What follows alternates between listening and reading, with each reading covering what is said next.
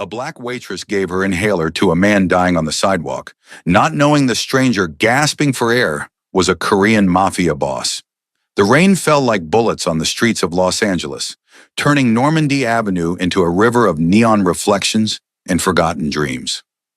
Zoe Mitchell pressed herself against the cracked brick wall of the 24-hour laundromat, her thin jacket doing nothing against the November cold that cut through to her bones.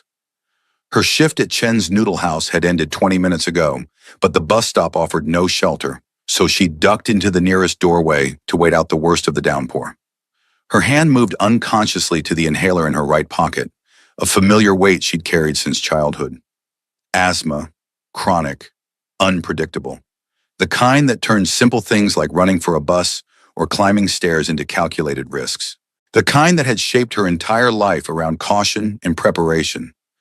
She always carried two inhalers, one in her jacket, one in her purse. Better safe than suffocating, her mother always said.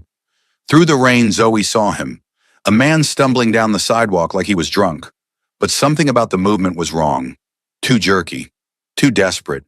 He wasn't drunk, he was dying. She'd seen that walk before, years ago when her younger brother Caleb had his first severe asthma attack at the playground. The panic, the grasping, the way the body fights for air that won't come.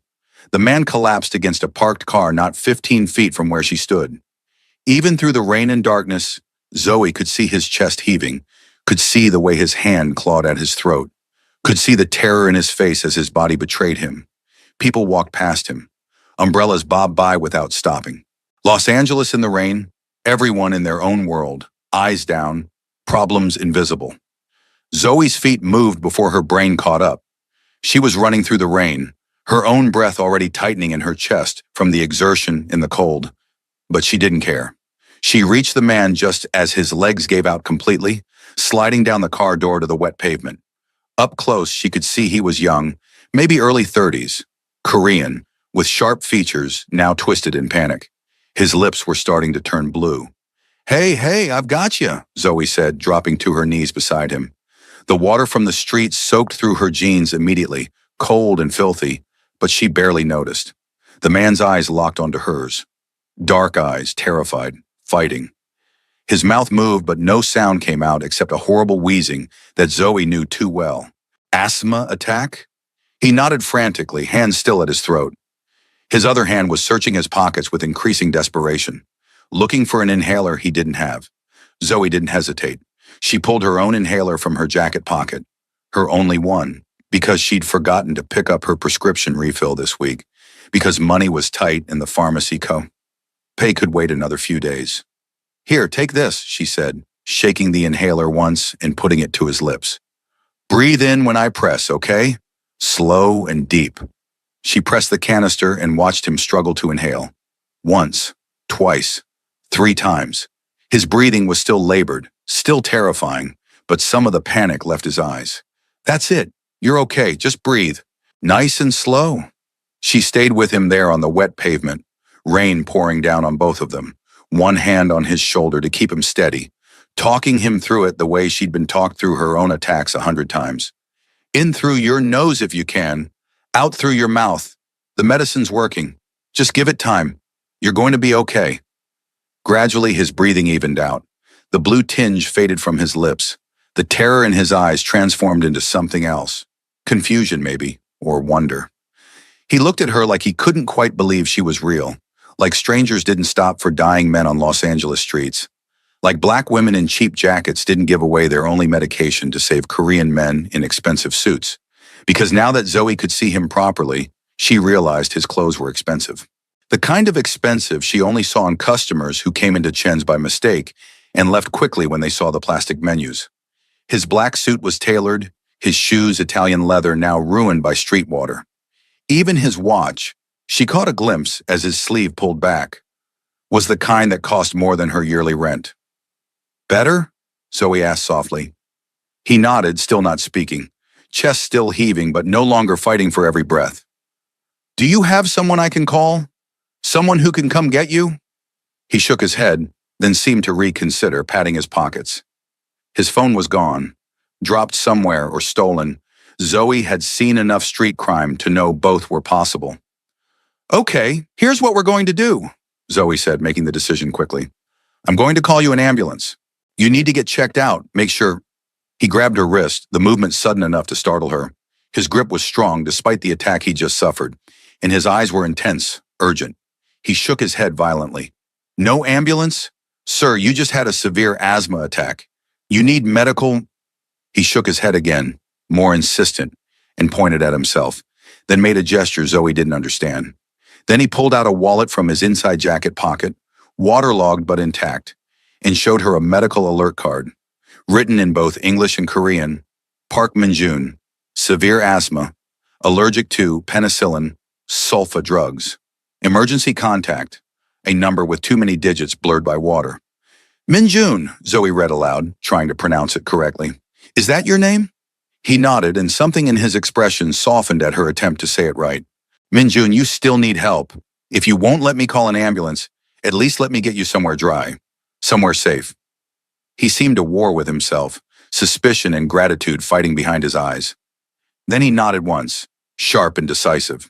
Zoe helped him to his feet, supporting more of his weight than she probably should given her own breathing issues. He was tall, at least 6 feet, and solid with muscle despite the lean frame. Together they stumbled down the street, rain still falling, her inhaler still clutched in his hand. There's a hotel 2 blocks from here, Zoe said, adjusting her grip on his waist as they walked. Nothing fancy, but it's clean and dry. Can you make it that far? Another nod. They moved slowly through the rain-slicked streets, past closed shops and flickering streetlights, past homeless encampments huddled under overpasses and late-night convenience stores with barred windows. The Hotel Angelino had seen better days, probably sometime in the 1970s, but it had a working lobby and a clerk who barely looked up from his phone as Zoe half-carried Min-jun through the door. I need a room, she said, fumbling for her purse with the hand that wasn't supporting a stranger. Just for tonight, something cheap. $80, the clerk said in a bored monotone. Cash only. Checkout's at 11. Zoe's heart sank. She had $47 in her wallet. Tips from tonight's shift plus what was left of her paycheck after rent. Not enough.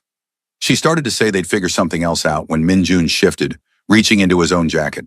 He pulled out a money clip, because of course he had a money clip, and peeled off what looked like $200 bills without even counting. Slid them across the counter to the clerk, who suddenly became much more attentive. Keep the change, Zoe said quickly, helping Min-jun toward the elevator. We appreciate the discretion. The room was exactly what $80 bought in this part of LA. Small, vaguely clean, with a bed that had seen better days and carpet that had seen worse ones, but it was dry and warm, and that was enough. Zoe helped Min-jun sit on the edge of the bed, then stepped back, suddenly aware of the intimacy of the situation. She was in a hotel room with a complete stranger. A man she'd just saved, yes, but still a stranger. You should rest, Zoe said, wrapping her arms around herself. Her wet clothes were making her shiver now, adrenaline fading into cold reality. And I should probably go. But Min-jun was looking at her with an intensity that made her pause.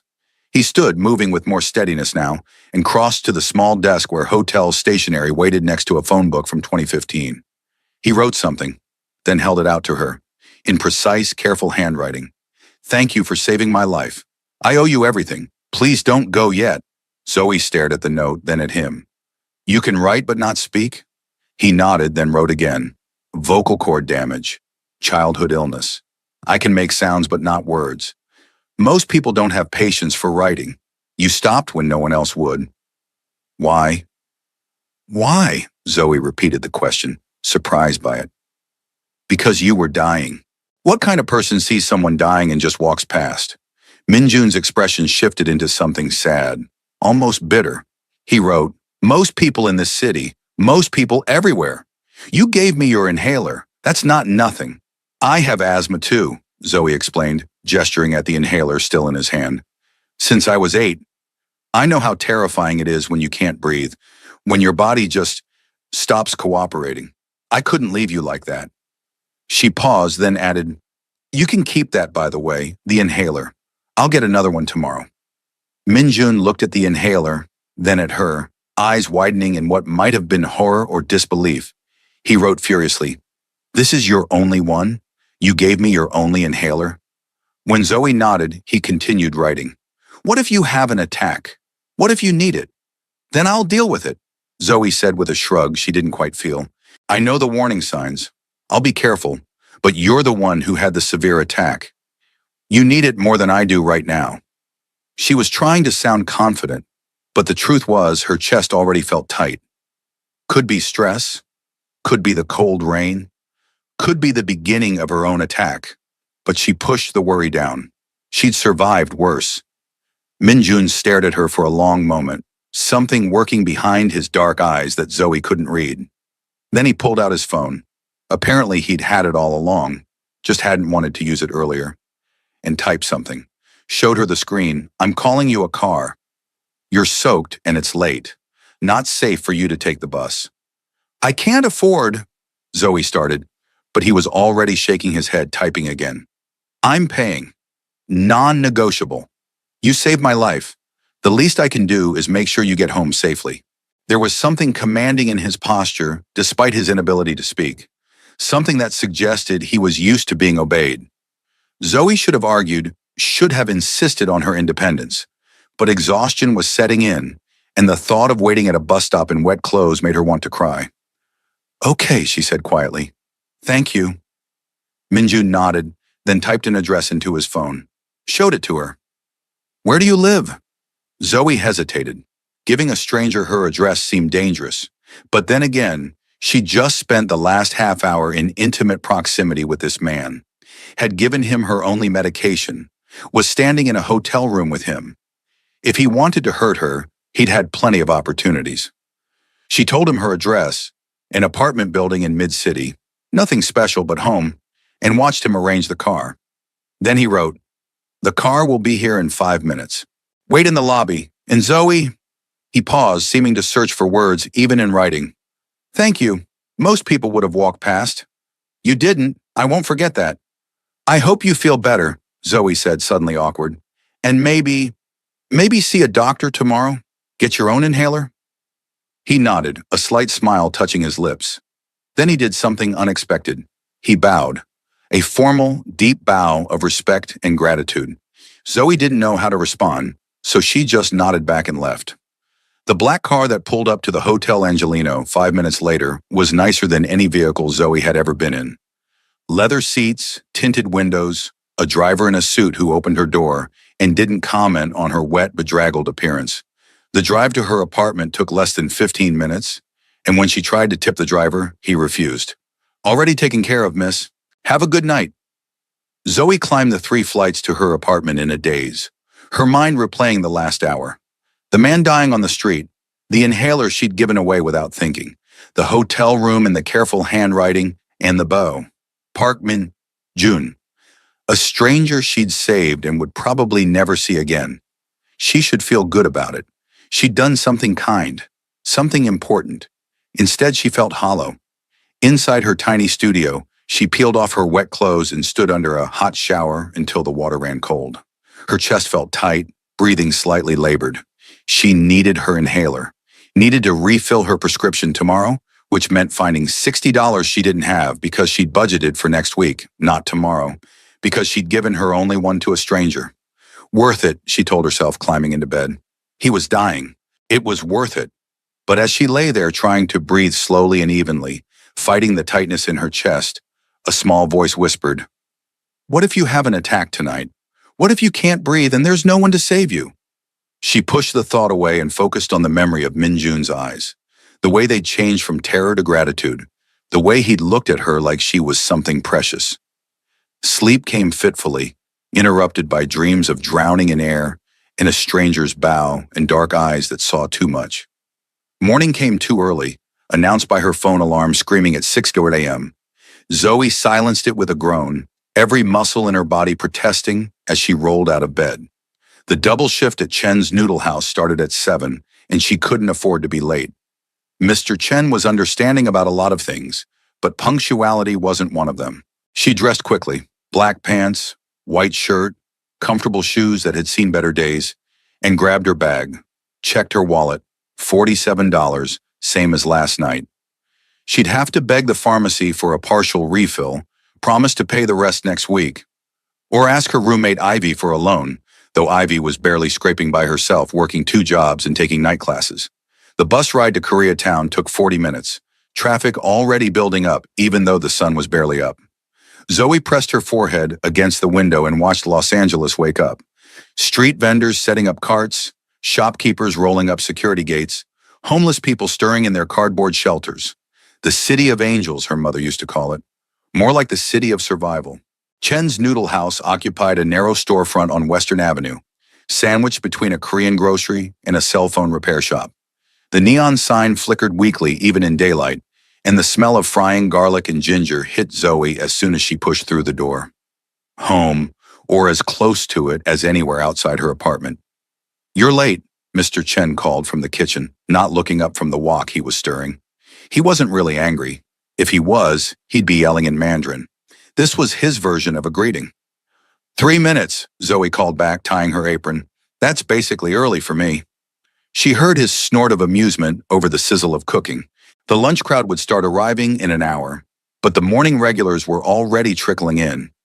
Construction workers grabbing coffee and bao before job sites opened, elderly Korean women getting their daily jjigae, students cramming in breakfast before class.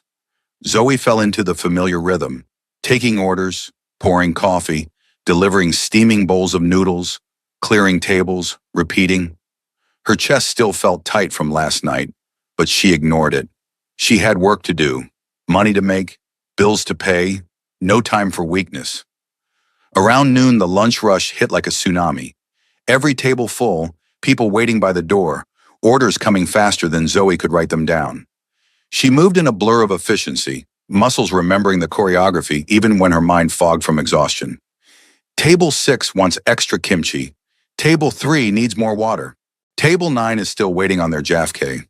She was refilling coffee at table 4 when the door opened and the entire restaurant went quiet. Zoe didn't notice at first, too focused on not spilling hot coffee on Mr. Kim's lap. But then she felt it, the shift in atmosphere, the sudden tension. She looked up. Minjun stood in the doorway. He looked different in daylight, still expensive. A charcoal gray suit today that probably cost more than her car would if she owned one. But there was something else, something that made every person in the restaurant suddenly very interested in their noodles. He wasn't alone. 2 men flanked him, both Korean, both wearing dark suits and darker expressions, both scanning the room with eyes that saw everything and forgot nothing. Mr. Chen appeared from the kitchen, wiping his hands on his apron, face carefully neutral in a way that made Zoe's stomach twist. She'd never seen him look like that, controlled, almost afraid. "Mr. Park," Mr. Chen said, bowing slightly, "we weren't expecting you. I hope everything is satisfactory." Mr. Park? Zoe's mind raced. June was Mr. Park, and Mr. Chen knew him? But before she could process that, June's eyes found hers across the crowded restaurant. Recognition flared in his gaze, followed by something else. Relief, maybe, or surprise. He moved toward her through the tables, the crowd parting like water before a shark. Can I help you?" Zoe managed, heart pounding for reasons she didn't understand. Minjun pulled out his phone, typed, showed her the screen. "You work here?" "Yeah, for about 2 years now. Why?" He typed again. "This is my restaurant. I own Chen's Noodle House." The world tilted slightly. The stranger she'd saved last night wasn't just some wealthy businessman. He was her boss, or her boss's boss, or something. She looked around the restaurant with new eyes, seeing the way people watched them, the way Mr. Chen hovered nearby, the way Minjun's bodyguards, because that's clearly what they were, positioned themselves by the door. "You own this place?" Zoe asked, trying to keep her voice steady. Minjun nodded, then typed, "I own this and 17 other restaurants in Koreatown. Also import-export businesses, real estate, other interests." He paused, then added, "I've been looking for you since last night. I didn't know how to find you. Then I remembered the address you gave the driver, looked up which restaurants were nearby. This was my 3rd stop. You were looking for me."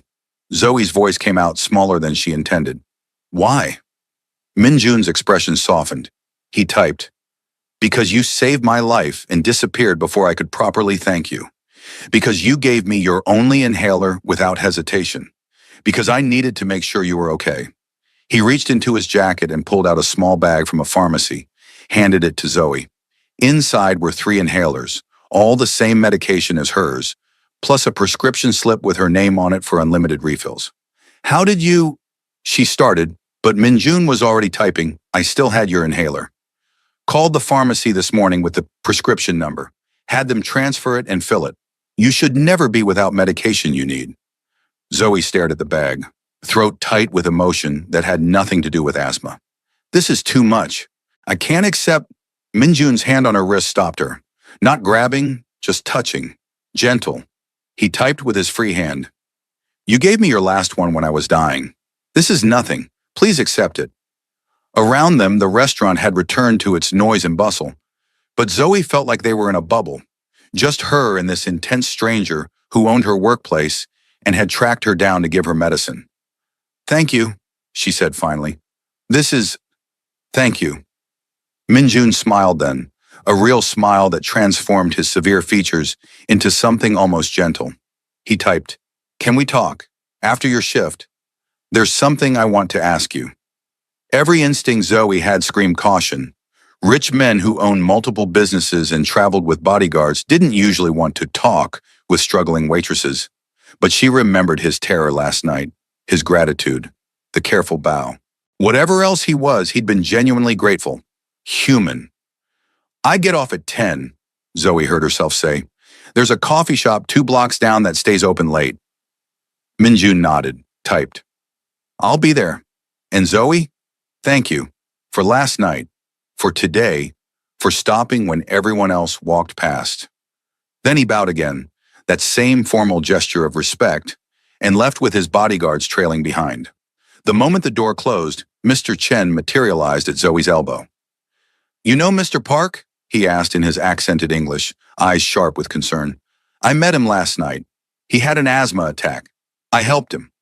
Mr. Chen's expression shifted through several emotions too quickly for Zoe to track.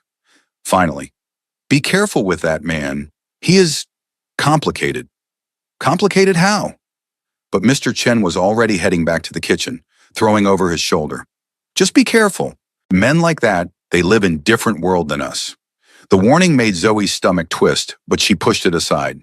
She had 6 hours of her shift left, and Table 9 was still waiting on their Jafar.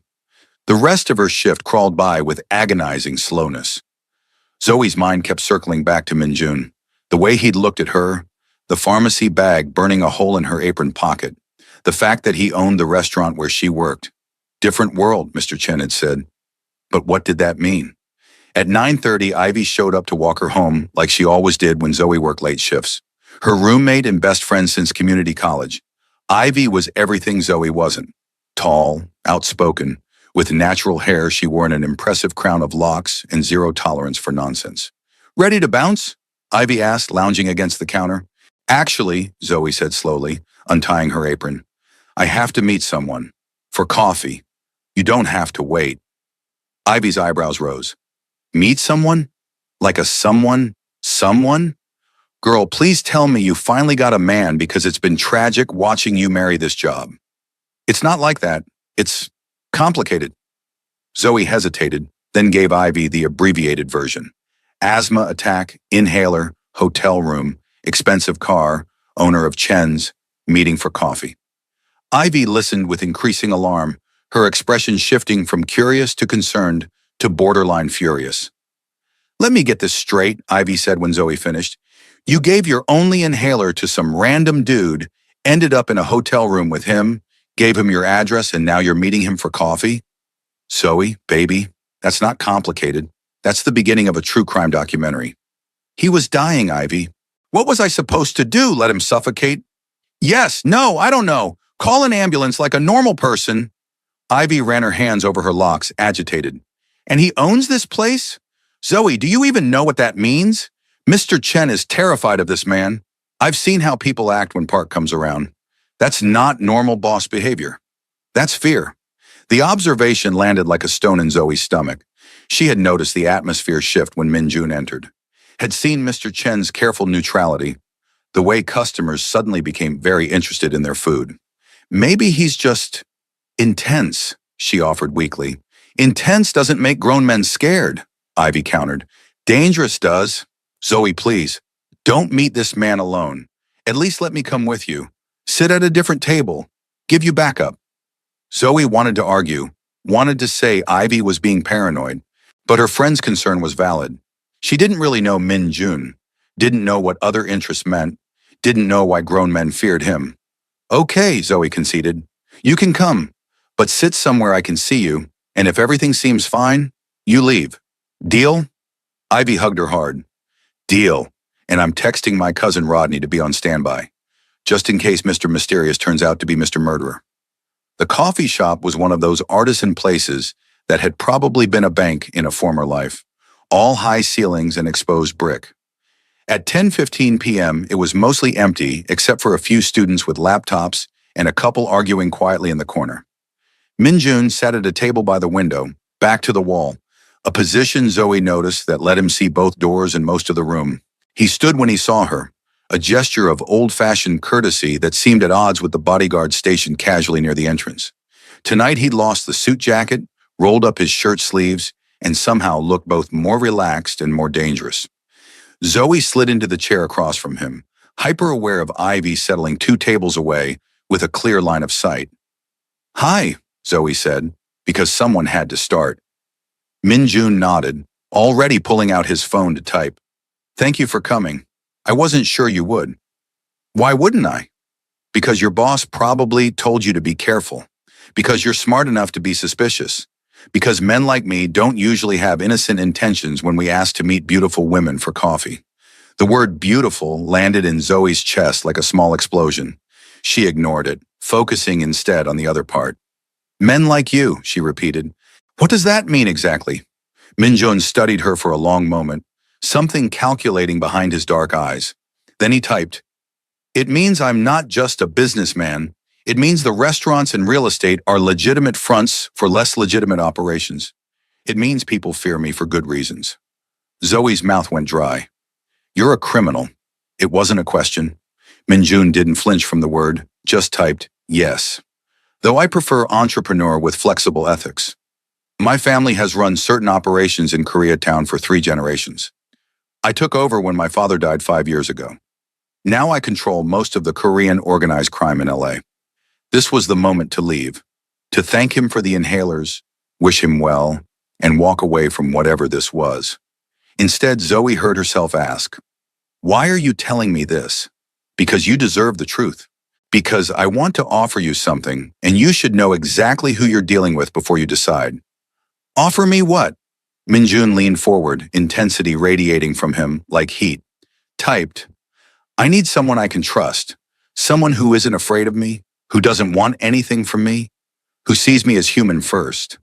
Last night, when you stopped to help me, you didn't know who I was, didn't know I was rich or powerful or dangerous. You just saw someone dying and helped. Do you know how rare that is in my world? Zoe shook her head, not trusting her voice. Min Jun continued typing.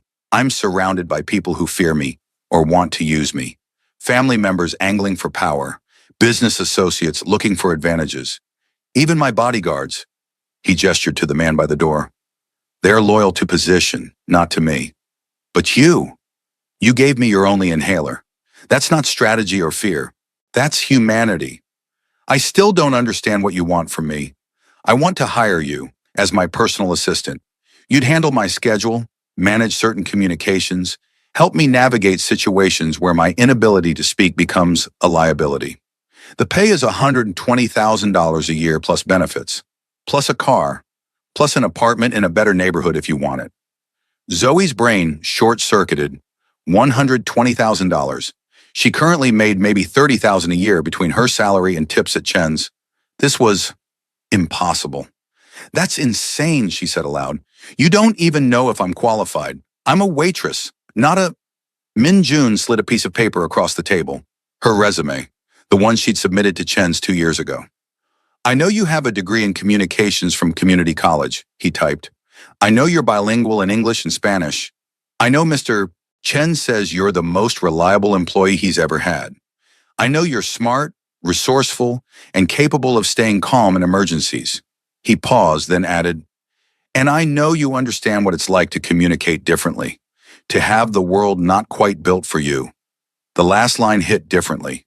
Zoe thought about her brother Caleb, about learning sign language as a kid, because he'd been born without the ability to speak, about the frustration on his face when teachers and kids couldn't understand him, about becoming his voice in a world that didn't have patience for anything that slowed it down. You researched me, she said quietly. I research everyone who enters my orbit, Min-Jun typed unapologetically. It's how I stay alive. But what I found made me more certain, not less, that you're the right person. For a job working for a crime boss. For a job working with me, there's a difference. He held her gaze. I won't lie and say there's no risk. Being associated with me makes you a target for my enemies. But you'd have protection, resources, and my word that I'll never ask you to do anything illegal or dangerous. Your word, Zoe repeated, from a man who just admitted he's a criminal. Something flashed across Min-Jun's face. Amusement or respect, maybe both. He typed, fair point, but criminals have honor too. Sometimes more than legitimate businessmen. I keep my promises, Zoe, always. And I'm promising you safety, security, and a chance at a better life. In exchange, you give me your time, your skills, and your honesty. Why me? Really, you could hire anyone with better qualifications. Min-Jun set down his phone and looked at her. Really looked like he was trying to memorize every detail. Then he typed slowly, because when I was dying on that street, you didn't see a powerful man or a potential opportunity. You saw a human being who needed help. That's wisdom money can't buy and fear can't fake. I need that around me. I need you. The confession was raw, vulnerable in a way that didn't match the crime boss persona. Zoe felt something shift in her chest, some wall beginning to crack. I need to think about it, she said finally. Min-Jun nodded, typed, of course. Take as long as you need. But while you're thinking, he slid an envelope across the table. Open it when you get home. What is this? Insurance. Protection. Call it what you want. He stood, buttoned his cuffs with practiced precision. Thank you for meeting me, for hearing me out. And Zoe? He waited until she looked up. Whatever you decide, thank you for last night. You gave me something more valuable than my life. You gave me hope that good people still exist. Ivy materialized the moment Min-Jun's car pulled away. Girl, what the entire hell was that? She threw herself into the chair Min-Jun had vacated. First of all, he's fine. Like illegal levels of fine. Second, was that a job offer? And third, please tell me you're not actually considering working for a literal crime boss. I don't know what I'm considering, Zoe admitted, clutching the envelope. He was honest at least. Didn't try to hide what he is. Because honesty makes crime okay? Ivy's voice rose. Zoe, listen to yourself. This man runs organized crime in Koreatown. That's not flexible ethics. That's illegal, dangerous, probably violent. He saved my job, Zoe found herself saying. Mr. Chen told me last week that he might have to lay people off. Business has been slow. If Min-Jun owns the restaurant, he's the reason I'm still employed. So that makes him a hero. He probably owns half the businesses on this street and extorts the other half. Zoe had no answer for that. Ivy was right. Logically, objectively right. But something about Min-Jun didn't fit the criminal stereotype. The way he'd bowed in gratitude. The inhalers he'd gotten her. The vulnerability in his typed words. Just, let me think about it, okay? I haven't decided anything. Ivy sighed, deep and worried. Fine, think. But Zoe, just promise me you'll be smart about this. Whatever's in that envelope, whatever he's offering, remember that men like him don't give without expecting something back. And usually what they want costs more than money. Back in her apartment, Zoe stared at the envelope for a full 10 minutes before opening it. Inside was a check for $10,000, a note in Min-Jun's precise handwriting, for emergencies, for security, for peace of mind. No strings attached. Whether you take the job or not, this is yours. Consider it a thank you for my life. MJ $10,000. More money than Zoe had ever seen in one place. Enough to pay off her credit cards, cover 6 months of rent, finally fix her car that had been making concerning noises. get Caleb the specialized equipment he needed for his graphic design course. She picked up her phone to call Min Jun to tell him she couldn't accept this, but realized she didn't have his number. Instead, she texted Mr. Chen. Can you give me Park Min Jun's number? I need to talk to him about something. The response came immediately. Zoe, be very careful. Mr. Park is not a man to owe debts to, but he sent the number anyway. Zoe stared at it for another 5 minutes, then typed, I can't accept this money. It's too much. The response was almost instant. It's not too much. You saved my life. Money is meaningless compared to that. Please don't insult me by refusing. Zoe, I don't want to owe you anything. June, you don't. This isn't leverage. It's gratitude. Keep it, use it, or burn it if that makes you feel better. But Zoe, please understand, having money you need isn't a debt. It's justice. She read the last message 3 times. It's justice. Like her struggling was an injustice that money could correct. Like he saw her barely scraping by and considered it wrong in a way that demanded correction. It should have felt condescending, insulting even. Instead, it felt like being seen. Really, truly seen for the first time in years. Zoe, if I take the job, what would I actually be doing? Day to day, June, managing my schedule, taking calls and messages, accompanying me to meetings to help communicate when writing isn't practical, helping me navigate situations where my silence is a disadvantage. Think of it as being my voice in a world that doesn't understand silence. Zoe, and the illegal stuff, June. You'd know it happens. You'd be around it peripherally. But I'd never ask you to participate. I have people for that. I need you for the legitimate parts of my life, for being human in a world that's forgotten how. Zoe, I need a few days to think. Minjun, take all the time you need. The offer stands. And Zoe, sleep well. You're safe. I made sure of it. That last message should have been creepy. Instead, Zoe found herself checking her locks with less anxiety than usual, climbing into bed feeling safer than she had in months. She dreamed of dark eyes and careful handwriting, and a bow that spoke of respect she'd never quite earned before. 3 days later, Zoe walked into Chen's noodle house for what she thought might be her last shift. She'd made her decision lying awake at 3 a.m., Caleb's voice in her head reminding her that opportunities didn't knock twice for people like them, that sometimes you had to take risks to change your life, that being afraid of success was just another way of staying small. She found Mr. Chen in the kitchen, chopping vegetables with the precision of a surgeon. I need to talk to you, she said. He didn't look up. You're taking Mr. Park's offer. Not a question. How did you? Because I've watched you these 3 days, watched you thinking. You have that look, like someone seeing a door they didn't know existed. Are you angry? Zoe asked quietly. Mr. Chen finally met her eyes. Angry? No. Worried, yes. Sad to lose best waitress, yes. But angry? Zoe, you think I don't know what it's like to work 3 jobs and still never have enough? You think I don't remember being young and hungry and desperate for chance? He set down his knife. I came to America with nothing. Mr. Park's father gave me loan to start this place. I know what that family is, know what they do, but I also know they keep promises. So you think I should take it? I think you should be smart. Use resources he gives you. Learn everything you can. Save money, make connections. And always, always have exit plan. He returned to chopping. And Zoe, don't fall in love with him. Men like Park Min-jun, they don't love back same way. Too dangerous. Too broken. The warning settled in Zoe's chest like a stone. Fall in love with June? The thought hadn't even occurred to her. This was business, a job, a way out of poverty. Zoe texted Min-jun that night. I'll take the job. When do I start? The response came within seconds. Monday. I'll send a car for you at 8 a.m. Wear something professional but comfortable. We have a lot to discuss. Then a moment later, thank you, Zoe. You won't regret this. She hoped he was right. Monday morning arrived with the weight of transformation. Zoe stood in front of her closet, staring at clothes that suddenly seemed inadequate. Professional but comfortable. What did that even mean for a crime boss's assistant? She settled on black slacks and a burgundy blouse that Ivy had once said made her skin glow, pulled her natural hair into a neat bun, and applied minimal makeup.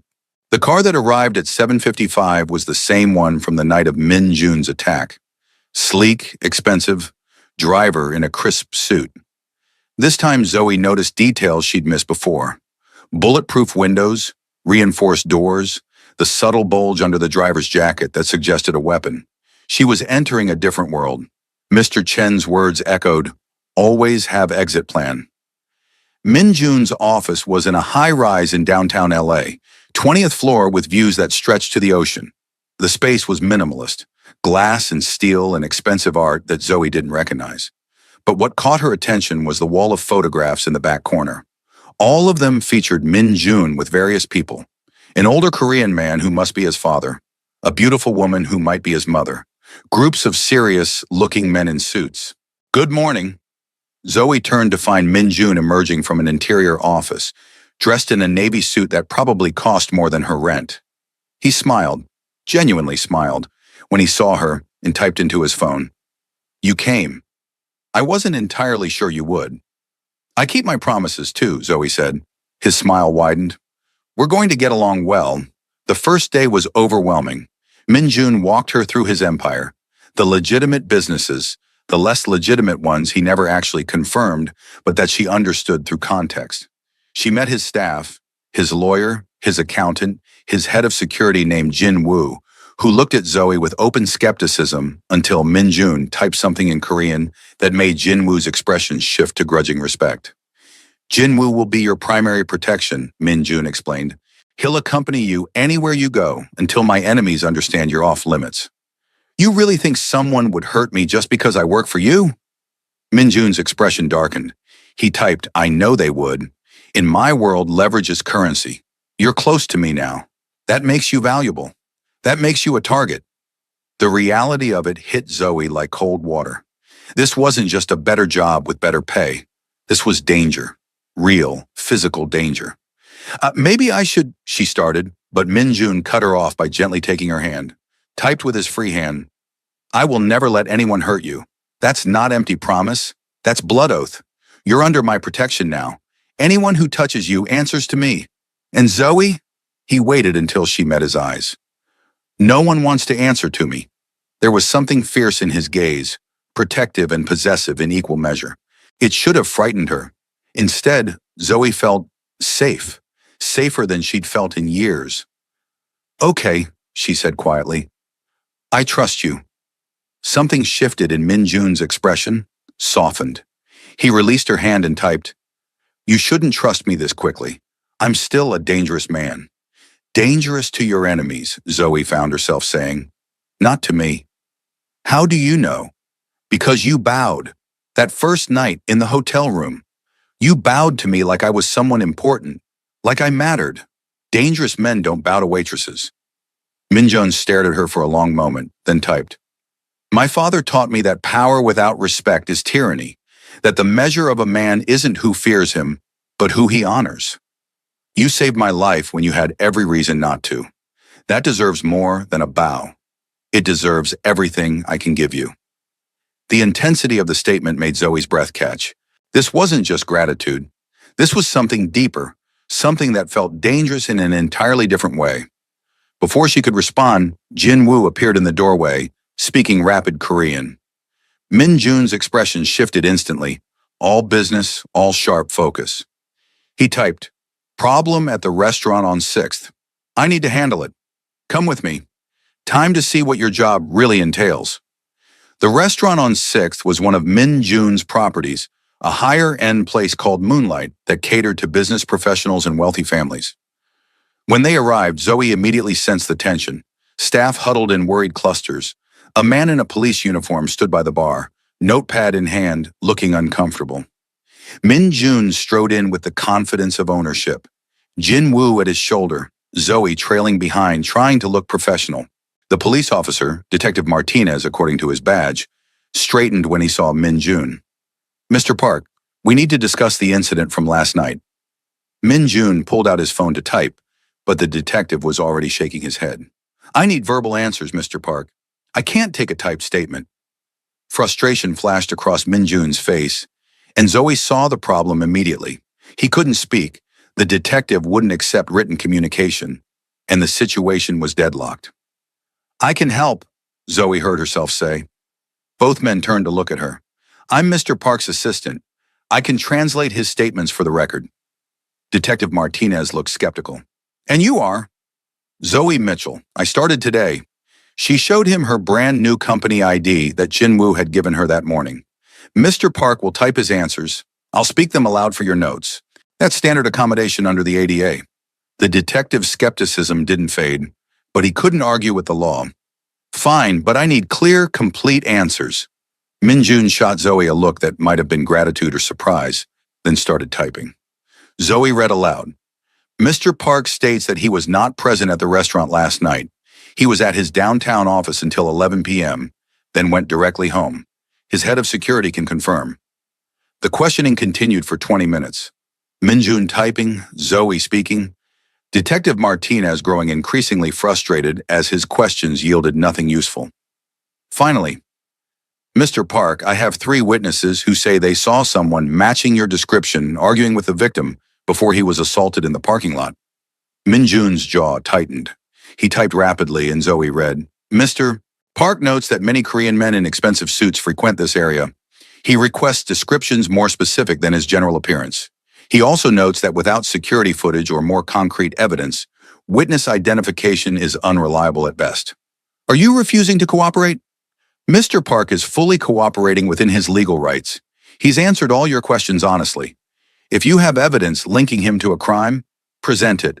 Otherwise, this conversation is over." The words came out of Zoe's mouth with more confidence than she felt, but Minjun's slight nod told her she'd said exactly what he wanted. Detective Martinez closed his notebook with a snap. "This isn't over, Park. I know what you are. I know what you do. And one of these days, I'm going to prove it." Minjun typed something and Zoe read, keeping her voice neutral. "Mr. Park looks forward to your continued investigation into legitimate business operations. He's always happy to cooperate with law enforcement." The sarcasm was evident even through her translation. After the detective left, Min Jun turned to Zoe with something like awe in his expression. Typed, "You were perfect, calm, professional, legally sound. Where did you learn to handle police interrogations?" "I didn't," Zoe admitted. My brother used to get hassled by cops all the time. Being mute made them suspicious. I learned to advocate for him, learned the ADA, learned what they could and couldn't demand. Guess it translates." "Your brother is mute?" "Since birth, congenital vocal cord issue. He communicates through sign language and text-to-speech. It's why I learned sign language when I was a kid."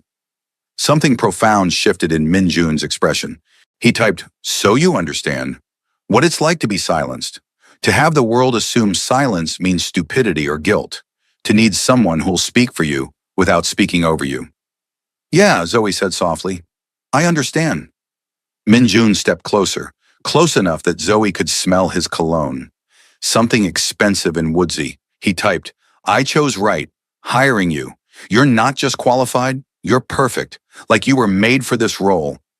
The intensity in his eyes made Zoe's heart race. "I'm just doing my job." "No, you're being my voice in a way no one else has ever managed. Do you know how rare that is? How valuable?" His hand came up, hesitated, then gently touched her cheek. "Thank you." Zoe should have stepped back, should have maintained professional boundaries. But something about the way he looked at her, grateful and vulnerable and intense, kept her frozen. "You're welcome," she whispered. Jin Woo's pointed cough broke the moment. He said something in Korean that made Min Jun's hand drop and his expression shift back to business. Min Jun typed to Zoe, "We need to check on the staff. Make sure they understand what to say if police return. I'll need you to communicate my instructions." The rest of the day was a crash course in Min Jun's world. Zoe met his restaurant managers, his distributors, people who spoke in careful euphemisms about inventory and protection services. She learned to translate Minjun's typed instructions into verbal commands that staff responded to with immediate obedience. And she began to understand the scope of his empire. Vast, intricate, straddling the line between legal and illegal with practiced precision. By the time they returned to the downtown office at 7 p.m., Zoe was exhausted. But Minjun wasn't done. He typed, "Dinner. We need to debrief your first day. There's a private dining room upstairs, no pressure to eat, but we should talk. I thought the car would take me home. It will, after we talk. Please, Zoe, just an hour. The private dining room turned out to be attached to Min Jun's personal apartment, a penthouse that made his office look modest. Floor-to-ceiling windows, minimalist furniture, a kitchen that looked like it belonged in a restaurant. The dining table was already set for two, food laid out from what looked like a very expensive catering service. You planned this, Zoe said, taking in the setup. Min Jun had the grace to look slightly embarrassed. Typed, I hoped you'd stay. Wanted to celebrate your first day and to thank you properly for how you handled the detective. With expensive food? With conversation. The food is just an excuse. He pulled out her chair, old-fashioned courtesy that made Zoe's heart flutter. They ate bulgogi, kimchi, perfectly steamed rice. Banchan spread across the table, while Min Jun typed questions and Zoe answered. He wanted to know everything. Her childhood in South Central, her parents who worked constantly, her brother Caleb and the challenges of growing up mute in a hearing world, her dreams of being a teacher that died when money ran out. Why teaching? Min Jun asked. Because I know what it's like to be overlooked, Zoe explained. To have people assume you can't because of something you are, rather than something you've done. I wanted to be the teacher who saw potential in kids everyone else gave up on. Wanted to make a difference. You still can. In this role. Min Jun leaned forward, intent. My community center project. It needs someone who understands education, who gets what it means to be marginalized. I want to offer classes for immigrant kids, job training, ESL. But I need someone to run it who has vision. Someone like you. I'm your assistant, not a program director. You're whatever I need you to be. And right now, I need you to build something that honors my father's memory while actually helping people. He typed rapidly, passion evident even through text. My father came here with nothing, built an empire through crime because legitimate opportunities didn't exist for him. But he always said if he could do it again, he'd build something that helped others rise without needing to break laws. I want to do that, and I want your help. Zoe stared at him, this complicated man who ran criminal operations while dreaming of community centers. Why me? Really? You could hire actual program directors with experience. Because experience without heart is just bureaucracy. You have heart. You stopped for a dying stranger. You defended me to police. You understand what it means to be voiceless and need an advocate. That's worth more than any degree. You put a lot of faith in someone you barely know. Min Jun set down his phone and just looked at her. Really looked, with an intensity that made Zoe's breath catch. Then he typed, I know you better than you think. I know you gave your last inhaler to a stranger. I know you work double shifts to send money to your parents. I know you visit your brother every Sunday and help him with his graphic design work. I know you're kind in a world that punishes kindness. That's not barely knowing someone. That's understanding who they are. You really did your research. I protect what's mine. And Zoe, whether you realize it yet or not, you're mine now. My employee. My responsibility. He paused, seemed to reconsider, then finished. My priority. The possessive language should have alarmed her. Instead, it sent warmth flooding through Zoe's chest. Your priority, she repeated softly. Yes. Min. Jun stood, came around the table, offered his hand. Dance with me? There's no music. There doesn't need to be. And somehow that made perfect sense. Zoe took his hand and let him pull her close. Let him sway with her in the silence of his penthouse apartment. They moved without music, without words, just breath and heartbeat and the electricity of proximity. I'm falling for you, Min. Jun typed with one hand, his phone pressed between them where she could see it, his other hand warm on her waist. I know it's too soon. I know it's inappropriate. But I need you to know, because I don't lie. Not to you. Zoe's heart was pounding so hard she could feel it in her throat. Min, Jun! You don't have to say anything. Just know, and know that I'll never pressure you. Never use my position against you. If you want this to be purely professional, I'll respect that. But Zoe, I had to tell you, had to be honest. She should have pulled away, should have insisted on boundaries. Instead, Zoe found herself rising on her toes, found her lips meeting his in a kiss that tasted like possibility and danger and something that might be love. Min-jun made a sound, actual vocal sound, rough and desperate, and pulled her closer, kiss deepening until Zoe forgot where she ended and he began. When they finally broke apart, both breathing hard, reality crashed back. "This is a terrible idea," Zoe whispered. Min-jun typed, "Probably the worst. You're my boss." "I know. You're a criminal. I know that too. And I'm falling for you anyway." Min-jun's smile could have lit the city. He typed, "Good. Then we can be terrible together." The next 3 months were a fever dream of professional competence and personal complication. Publicly, Zoe was Min-jun's perfect assistant, managing his schedule, translating his communications, handling situations that required verbal negotiation. She ran interference with law enforcement, smooth-talked difficult business partners, and became indispensable to his operations. Privately, they were something else entirely. Stolen kisses in his office between meetings, late-night dinners in his penthouse that turned into mornings, conversations typed on phones and spoken aloud that revealed depths Zoe had never imagined.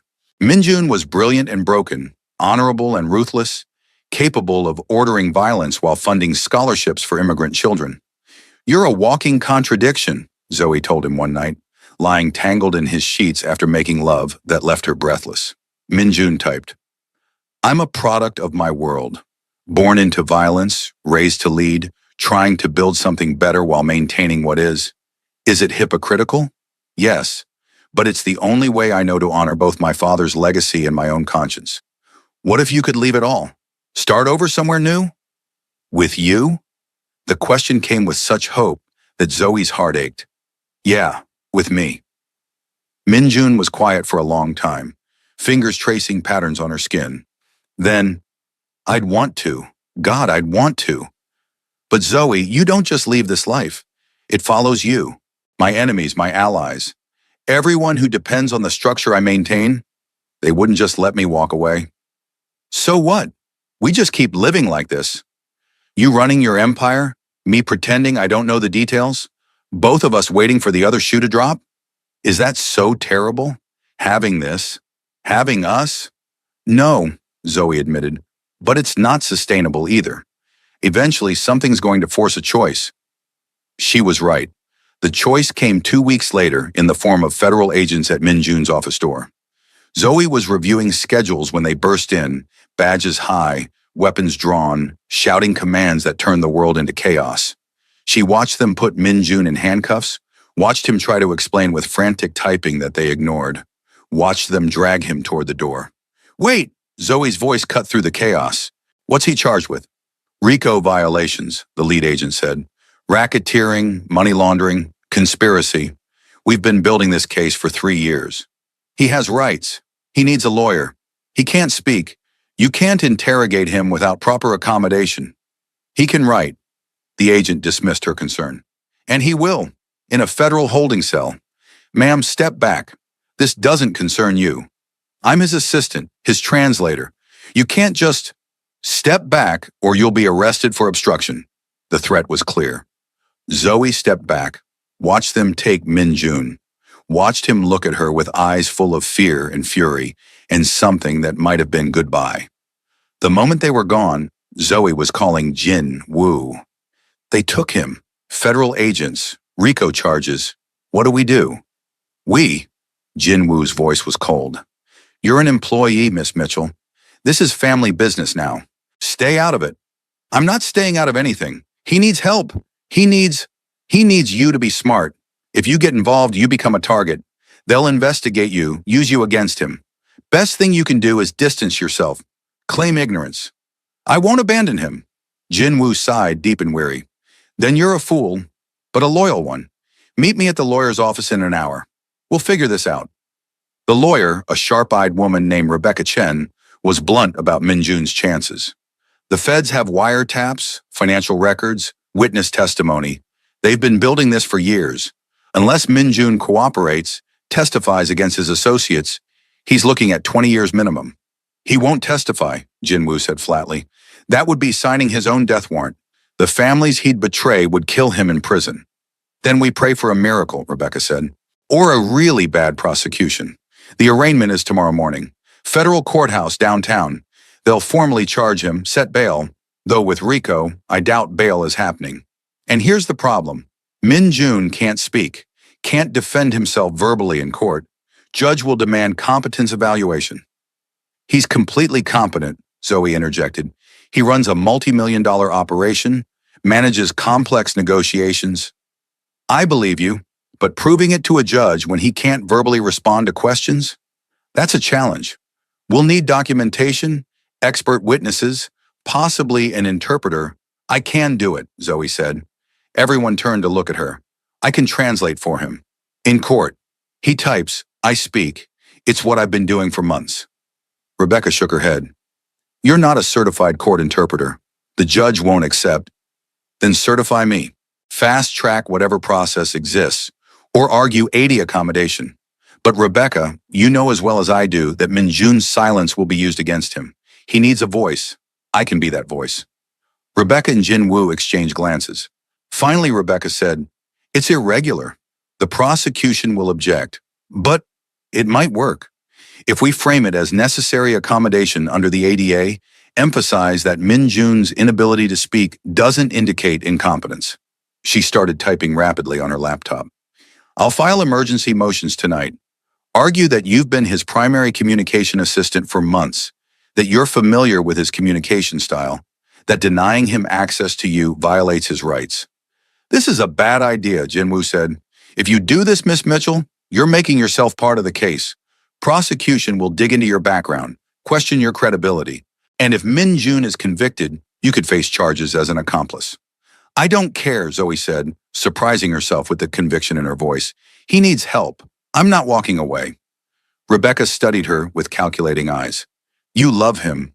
It wasn't a question. Zoe could have denied it, should have maintained professional distance.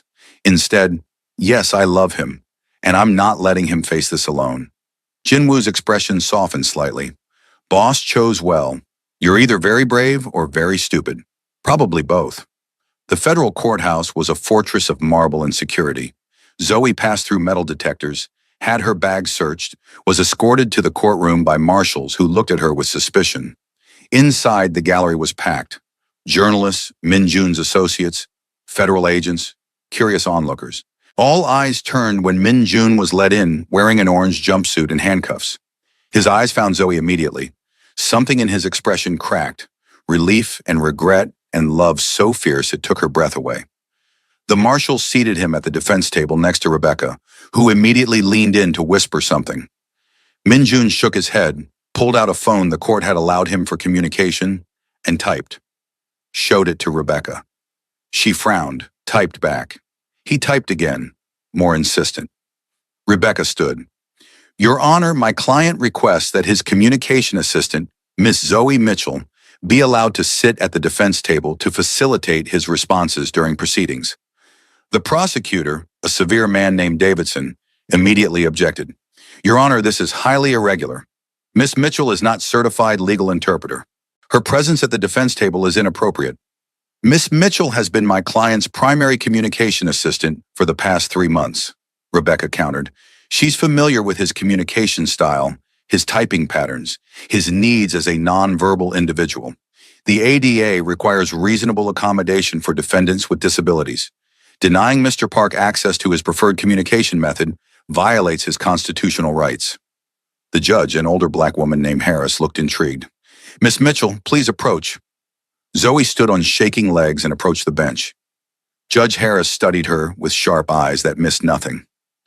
You understand that facilitating communication for a defendant in a federal RICO case is serious business? That anything you translate could be used as evidence? Yes, Your Honor. I understand. And you're willing to take on that responsibility? I am. Mr. Park deserves the right to defend himself in his own voice, even if that voice comes through my words. Judge Harris's expression softened almost imperceptibly. Well said. I'll allow it on a provisional basis. But Miss Mitchell, you translate exactly what he types. No embellishment, no interpretation. His words only. Understood? Understood, Your Honor. Then take your seat at the defense table. Zoe moved to sit between Min Jun and Rebecca, hyper-aware of every eye in the courtroom tracking her movement. Minjun's hand found hers under the table, squeezed once. Gratitude and affection and apology all in that single touch. The arraignment proceeded. The prosecutor read charges that made Zoe's blood run cold. Racketeering, money laundering, conspiracy to commit murder, obstruction of justice. Each charge carried years, decades of potential prison time. When Judge Harris asked for Minjun's plea, he typed and Zoe read aloud, "Not guilty, Your Honor, to all charges."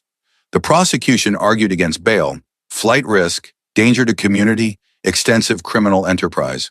Rebecca argued for reasonable bail with monitoring, community ties, no prior convictions, willingness to surrender passport.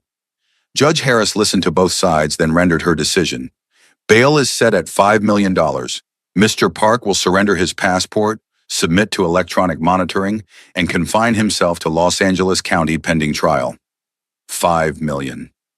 Zoe's heart sank, but Jin Woo was already on his phone, making arrangements.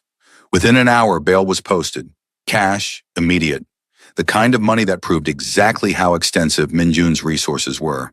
By early afternoon, he was free, electronic monitor strapped to his ankle, standing outside the courthouse in the clothes Jin Woo had brought. "Take me home," Minjun typed to Zoe. Not Jin Woo, not Rebecca. Zoe. She nodded and they climbed into the waiting car, leaving the circus of media and spectators behind. In the privacy of the vehicle, Minjun pulled Zoe into his arms, held her so tightly she could barely breathe, and shook with silent sobs that broke her heart. "I've got you," Zoe whispered, running her hands through his hair. "I've got you, and we're going to fight this." Minjun pulled back enough to type, "You shouldn't have done that. Shouldn't have made yourself part of this. Now they'll investigate you, threaten you, use you against me. Let them try. I'm not going anywhere." "Zoe, you don't understand." "I understand perfectly. I understand that you're facing 20 years for crimes you may or may not have committed. I understand that you can't defend yourself without help. And I understand that I love you enough to risk whatever comes." Minjun's expression crumpled. He typed, "I don't deserve you." "Probably not, but you've got me anyway." The trial preparation consumed the next 2 months. Zoe learned more about Minjun's operations than she'd ever wanted to know. The gambling, the protection rackets, the smuggling operations disguised as legitimate import businesses.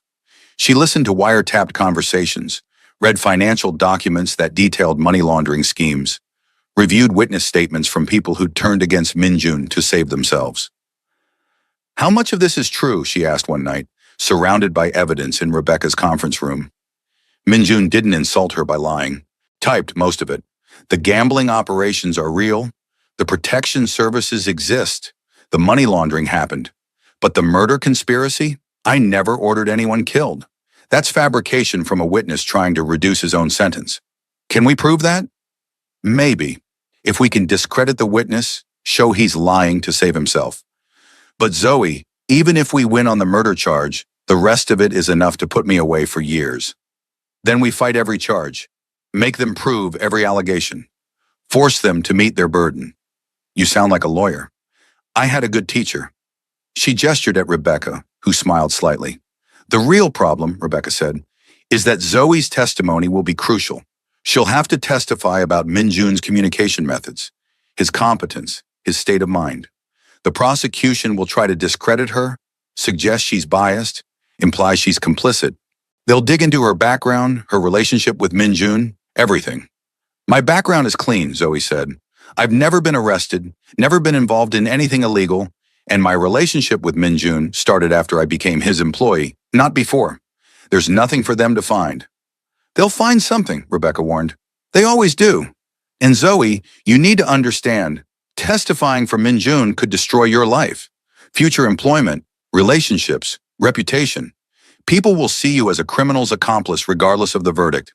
Zoe looked at Minjun, this complicated man who'd entered her life through an asthma attack and turned everything upside down. "I don't care," she said quietly. "Let them think what they want. I know who he is. I know who I am. That's enough." Minjun typed, "I love you."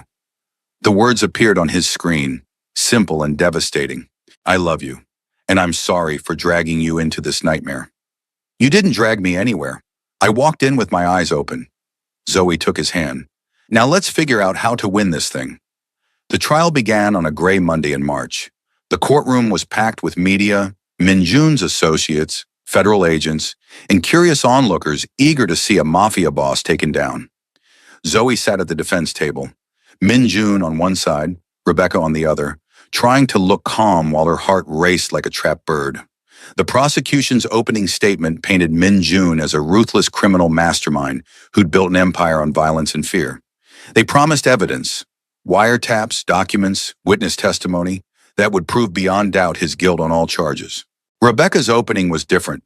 She acknowledged Min-jun's business operations while questioning the prosecution's characterization, emphasizing reasonable doubt, and highlighting the questionable credibility of witnesses motivated by plea deals. Then came the witnesses.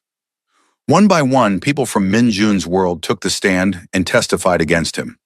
Some were clearly lying. Their stories contradicted evidence, shifted under cross-examination. Others were telling truth that made Zoe's stomach turn. Yes, Min-jun ran gambling operations. Yes, he collected protection money. Yes, he laundered cash through his restaurants. But the murder conspiracy remained unproven. The key witness, a former associate named Lee, testified that Min-jun had ordered a hit on a rival gang member. Under Rebecca's cross-examination, his story fell apart. Dates didn't match security footage. Recorded conversations he claimed existed couldn't be produced. And when pressed, Lee admitted he was testifying to avoid a 20-year sentence of his own. "So you're lying to save yourself," Rebecca stated. "Objection!" the prosecutor shouted.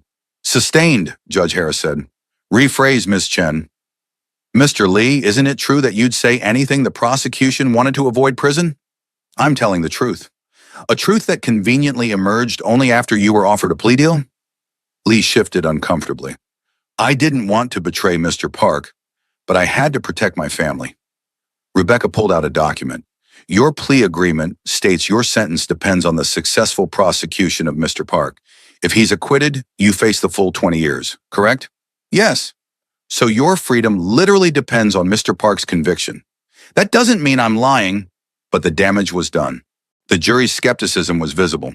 When it was the defense's turn, Rebecca called Zoe to the stand. The prosecutor's objection, the witness is biased, romantically involved with the defendant, was noted but overruled. Zoe swore to tell the truth and sat in the witness box, acutely aware of every eye in the courtroom on her. "Miss Mitchell," Rebecca began, "how did you meet Mr. Park?" Zoe told the story, the asthma attack, the inhaler, the rescue. Described Min-jun's gratitude, the job offer, her role as his communication assistant. She was careful, factual, avoiding emotional language. "And during your time as Mr. Park's assistant, did you ever witness him ordering violence?" "No, never." "Did you see evidence of the murder conspiracy alleged by the prosecution?" "No. I saw a businessman managing restaurants and legitimate operations.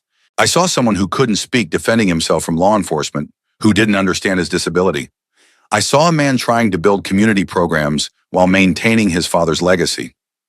The prosecutor's cross-examination was brutal. "Miss Mitchell, isn't it true you're romantically involved with the defendant?" "Yes." "So you have personal motivation to lie for him?" "I have personal motivation to tell the truth. I love him, yes. But I love him for who he actually is, not who I'm pretending him to be. If I'd seen him order someone killed, I'd be testifying for the prosecution." "You expect us to believe that?" "I expect you to examine the evidence. I've never lied under oath. I have no criminal record.